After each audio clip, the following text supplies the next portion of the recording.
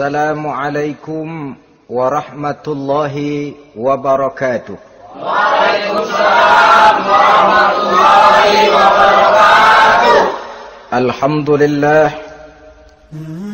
Alhamdulillahil jabbaril qahhar, al-azizil ghaffar, khaliqil jannati wan nar. Wassalatu wassalamu ala sayyidina wa maulana Muhammadinil Mukhtar wa ala alihi wa ashabihil adhar. Amma ba'd. Saudara-saudara kaum muslimin rahimakumullah. Pada pertemuan kali ini kita akan membicarakan tentang neraka dan calon-calon penghuninya. Sesungguhnya kalau kita bicara tentang neraka, artinya kita bicara tentang akhirat. Dan kalau kita bicara tentang akhirat, kita bicara tentang alam gaib yang merupakan salah satu dari rukun iman yang 6, percaya kepada alam gaib.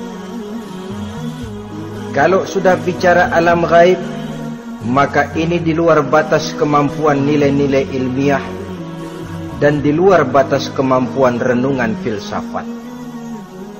Ilmu pengetahuan akan buntu kalau sudah membicarakan alam gaib. Artinya, kehidupan di akhirat itu tidak bisa diteliti secara ilmiah. Filsafat pun akan ngambang kalau sudah membicarakan kehidupan di alam gaib. Karena itu kalau kita kembali kepada logika, jika kita ingin mengerti tentang caranya membuat bangku, kita pergi ke tukang bangku dan bertanya kepadanya. Kita ingin mengerti cara membuat mobil, kita pergi ke tukang mobil, ke bengkel mobil dan bertanya kepada ahlinya. Pun dalam urusan alam gaib, sudah sewajarnya kita kembali kepada penjelasan dari sang pencipta alam gaib, yakni Allah subhanahu wa ta'ala. Dan melalui kitabullah Al-Quranul Karim, Allah telah menjelaskan masalah-masalah gaib berupa kehidupan di sorga dan neraka itu secara jelas dan pasti. Dengan kata lain, di dalam membicarakan tentang neraka ini, yang menjadi dasar daripada pemikiran kita adalah rasa iman kepada Allah subhanahu wa ta'ala. Karena soal neraka tidak pernah bisa dibuktikan dengan ilmu pengetahuan. Tidak bisa diselidiki sebab orang yang sudah pulang ke sana pun tidak pernah kembali lagi kemari untuk kita tanya bagaimana hal ihwal keadaan di sana. Saudara-saudara kaum muslimin rahimakumullah. Neraka dalam istilah Quran selalu disebut dengan narun, yaitu suatu tempat di akhirat nanti yang wujudnya berupa api yang bergejolak, bernyala dengan teramat dahsyatnya, sehingga dapat mengelupaskan kepala setiap orang dan menjulang ke hati. Diriwayatkan oleh Imam Bukhari dan Muslim bahwa Rasulullah sallallahu alaihi wasallam pernah bersabda, "Narukum hazihi allati tuqiduna juz'un min 70 jazaan min harri jahannam." Qalu, "Wallahi in kanat lakafiyatun ya Rasulullah." Qala, "Fa innaha fadlat bi 69 jazaa."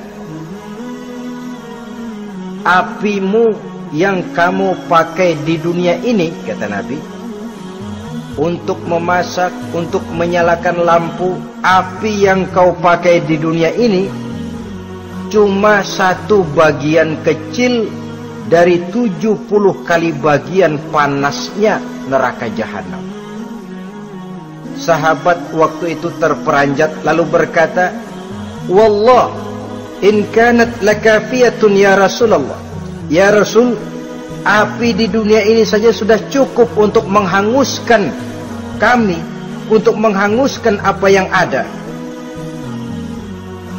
Bersabda Rasulullah sallallahu alaihi wasallam, maka sesungguhnya api neraka itu dilebihkan panasnya dengan 69 kali daripada panasnya api di dunia ini. Jadi sepanas-panasnya api yang pernah kita rasakan di dunia ini, maka api di neraka nanti 69 kali lebih panas dari api yang kita rasakan paling panas di dunia. Hadis yang senada dengan penjelasan ini di samping Jawahirul Bukhari, kita bisa menemukannya dalam Mukhtasar Tazkiratul Qurtubi dan Mukhtasar Ibnu Abi Jamrah misalnya. Saudara-saudara kaum muslimin rahimakumullah.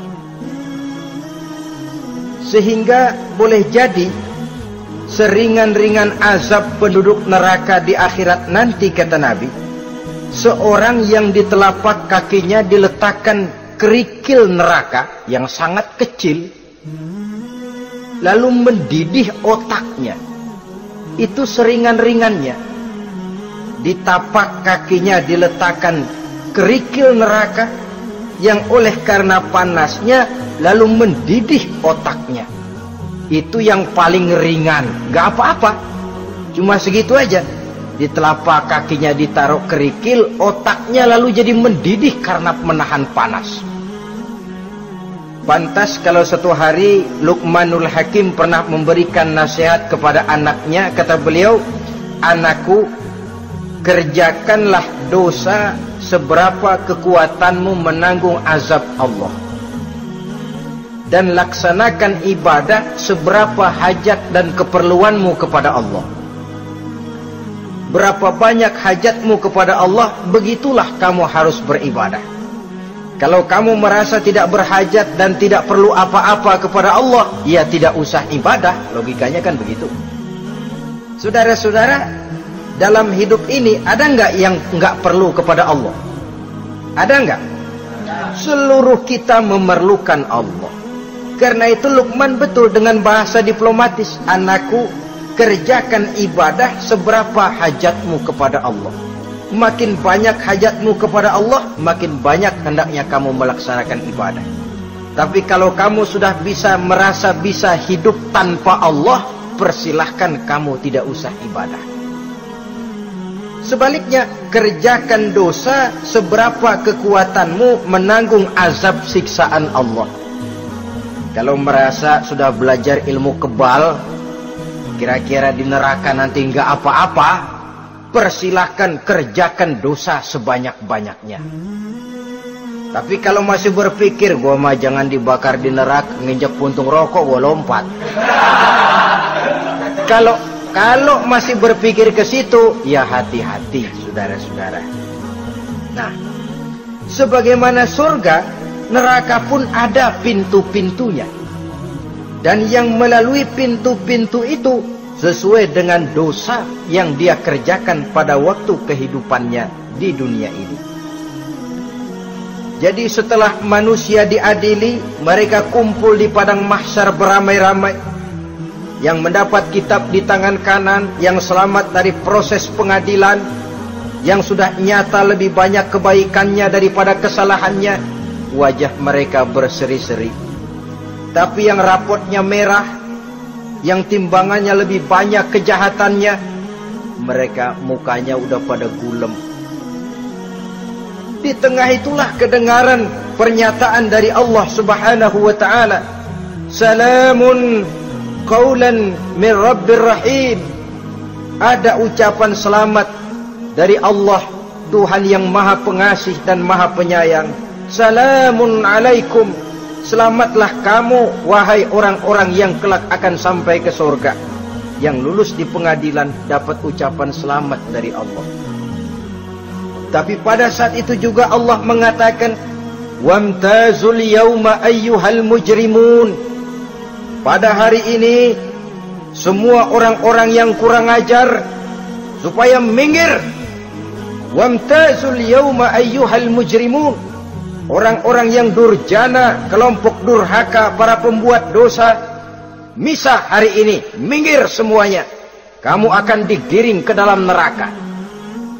Saudara-saudara kaum muslimin rahimakumullah. Baik mereka yang akan menuju surga, baik mereka yang akan masuk ke dalam neraka, sama melintasi satu jembatan yang melintang di atas neraka. Dalam surah Maryam ayat 71 dan 72, walaupun jembatan itu tidak digambarkan secara jelas, tapi kita temukan penjelasan Allah sebagai berikut.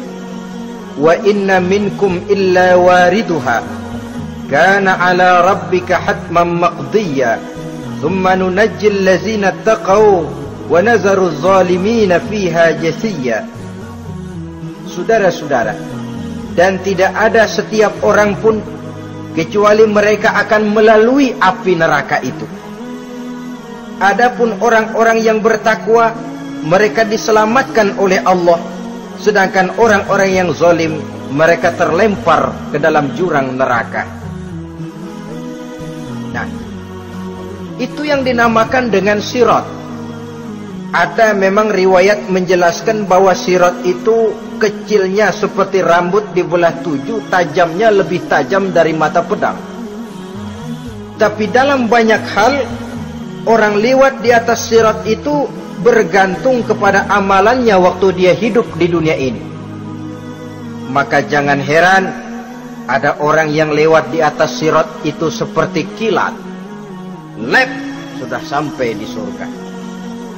Ada yang lewat di atas sirat itu seperti orang terbang. Ada yang lewat di atas sirat itu seperti orang lari. Ada yang seperti jalannya onta. Ada yang merangkak. Ada yang gelantungan. Ada yang sudah hampir sampai ke tepian sana untuk masuk ke dalam surga, terpeleset nyemplung juga ke dalam neraka, sesuai dengan amalan pada waktu mereka hidup di kehidupan dunia yang sekarang ini. Saudara-saudara kaum muslimin rahimakumullah, apabila orang terperosok lalu masuk ke dalam neraka, bagaimanakah ihwal keadaan di neraka? Panasnya sudah kita jelaskan tadi, 70 kali lipat dari sepanas-panasnya api di dunia ini. Lalu orang-orang yang masuk ke dalam neraka, mereka juga mendapat pakaian, makanan, minuman, perhiasan. Tapi makanannya, minumannya, perhiasannya lain dengan orang-orang yang sampai di surga. Mereka juga diberikan buah-buahan, sebab di neraka juga ada pohon. Namanya pohon zakum. Buahnya duri dari api. Dan itu yang akan jadi lalap makanannya orang-orang neraka. Di dalam surah As-Saffat ayat 64-65 Allah Subhanahu wa taala menjelaskan, innaha syajaratun takhruju fi aslil jahim tal'uha ka'annahu ru'usus syayatin. Sesungguhnya pohon zakum itu adalah satu pohon yang akarnya keluar dari dasar neraka, yang buahnya seperti kepala setan. Ini sudah untuk bahasa yang sangat menyeramkan ini. Pohon itu tumbuh dari dasar neraka, buahnya mirip kepala setan. Itu akan dijadikan makanannya orang-orang yang ada di dalam neraka. Perhiasannya apa? Surah Al-Insan ayat 4, inna a'tadna lil kafirina salasilan wa aghlalan wa sa'ira. Sesungguhnya kami sediakan bagi orang-orang kafir itu di dalam neraka segala macam rantai, cambuk-cambuk dan belenggu-belenggu neraka, terbuat dari api neraka, siap untuk merantai, membelenggu dan mencambuk mereka. Jadi dikasih perhiasan, lehernya dikalungin rantai, tangannya dipakein belenggu, ada cambuk-cambuk yang seluruhnya terbuat dari api neraka. Begitu mereka sampai ke pintu neraka yang namanya malaikat Zabaniyah, penjaga neraka, udah bukan main gemesnya dah. Ya, nyambutnya nggak ada ramahnya, lain sama malaikat Ridwan, penjaga surga. Ramah, murah senyum, Begitu orang mau masuk surga, salamun alaikum tibtum fadkhuluha khalidin. Keselamatan atas kamu, sungguh kamu telah beruntung. Sekaranglah masuk kamu ke dalam surga dan kekalah tinggal selama-lamanya di sana. Ramah, murah senyum, selamat datang, selamat tiba di tempat yang penuh kenikmatan. Mari persilahkan. Ini malaikat Ridwan. Malaikat Malik, malaikat Zabaniyah lain lagi. Dia nungguin pabrik. Sadis menerima. Matanya melotot. Ini dia. Manusia-manusia kurang ajar.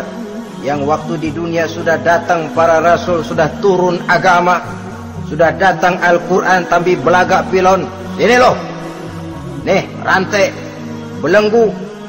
Lalu dirangkeng, dimasukkan ke dalam neraka. Na'udzubillah, summa na'udzubillah. Saudara-saudara, lalu terpikir oleh kita, kalau begitu panasnya api neraka, sekali lempar orang terus mati dong. Ya enak kalau boleh begitu sih. Begitu dilempar ke neraka terus mati, enak. Ternyata tidak. Kepedihan neraka adalah kepedihan yang kekal dan terus menerus.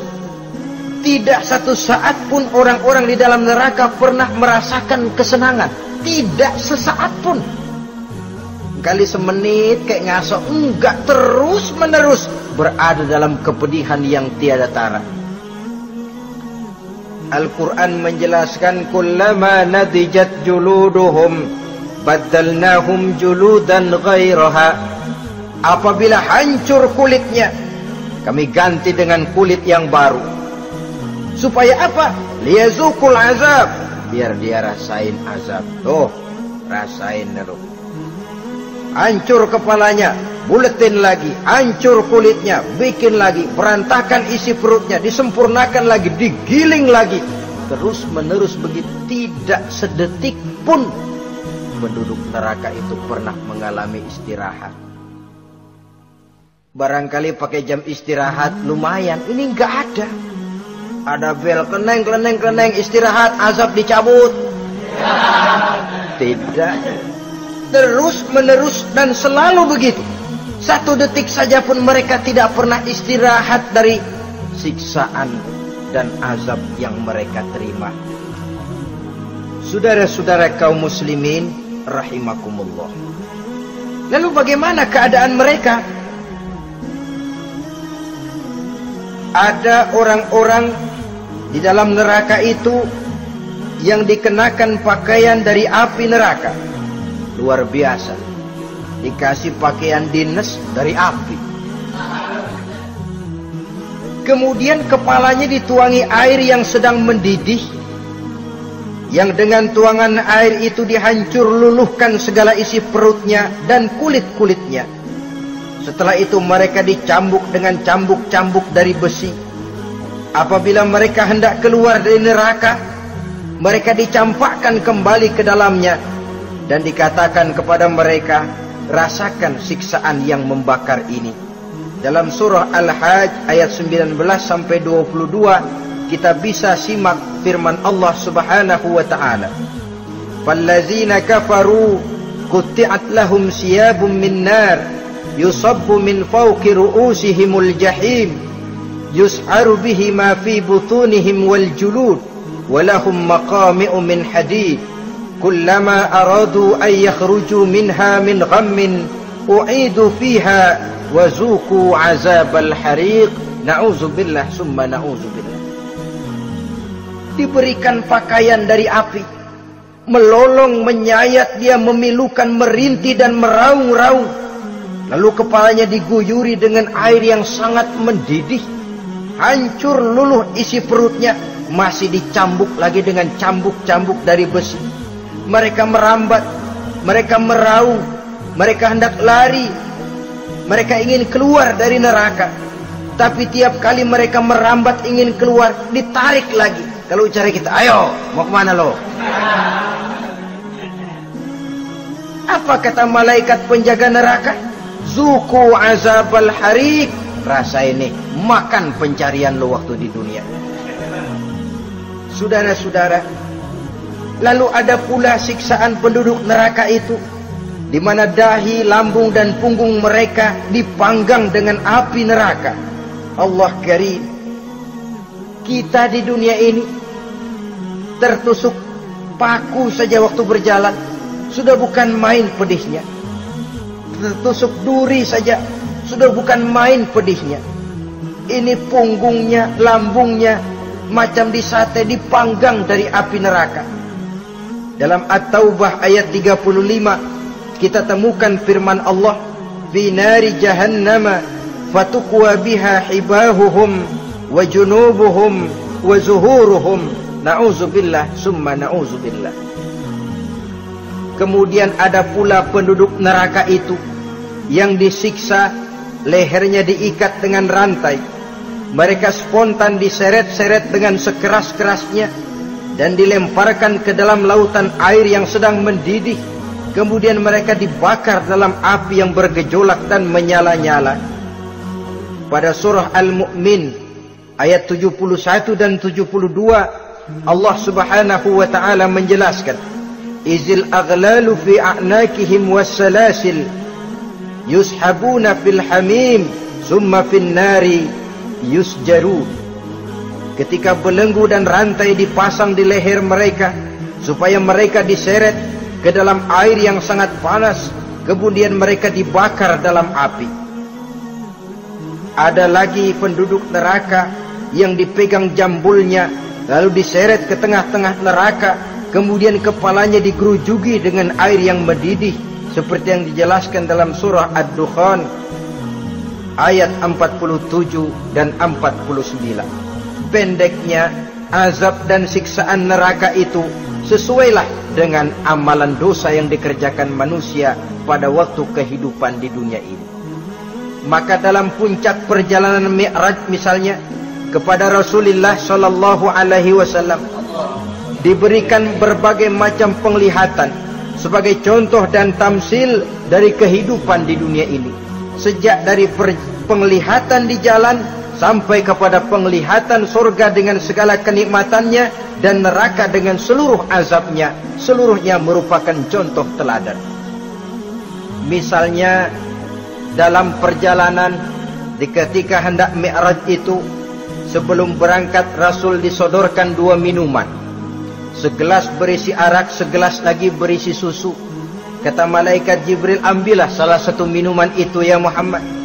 Lalu Rasul dengan tidak ragu-ragu, mantap betul beliau mengambil gelas yang berisi susu, lalu beliau minum. Setelah beliau minum itu, malaikat Jibril berkata, "Shaddaqta ya Muhammad." Engkau telah benar Muhammad. Laqad asabtal haq, pilihanmu tepat.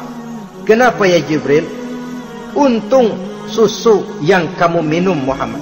Kalau arak yang kamu ambil, pasti umatmu bakal jadi umat yang teler semua.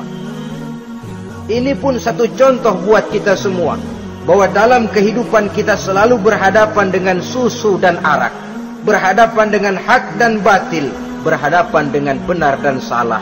Maka hati-hati kita jangan sampai salah pilih karenanya.